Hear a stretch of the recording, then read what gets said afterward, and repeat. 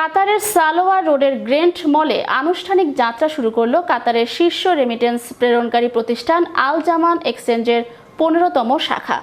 কাতার প্রতিনিধি আবুল কালাম ফয়সাল জানান, স্থানীয় সময় শুক্রবার এ নতুন শাখাটি যাত্রা শুরু করে। ফিতা কেটে শাখাটির উদ্বোধন করেন প্রতিষ্ঠানটির কর্ণধার ডক্টর ইউসুফ জামান।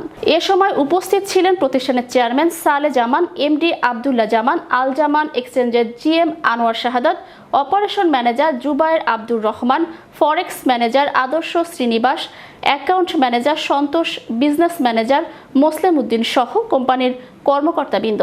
এক্সচেঞ্জের বিজনেস ম্যানেজার বাংলাদেশি মোসলেম উদ্দিন বলেন, এক্সচেঞ্জের ১৫টি শাখায় প্রায় ৪০ জন প্রবাসী বাংলাদেশি কর্মরত রয়েছেন, যা কাতারের কোনো এক্সচেঞ্জ হাউজে এত বেশি প্রবাসী বাংলাদেশি কর্মরত নাই। আল জামান এক্সচেঞ্জের মাধ্যমে বৈধ পথে সবচেয়ে বেশি রেমিটেন্স প্রেরণ করে প্রবাসী বাংলাদেশিরা।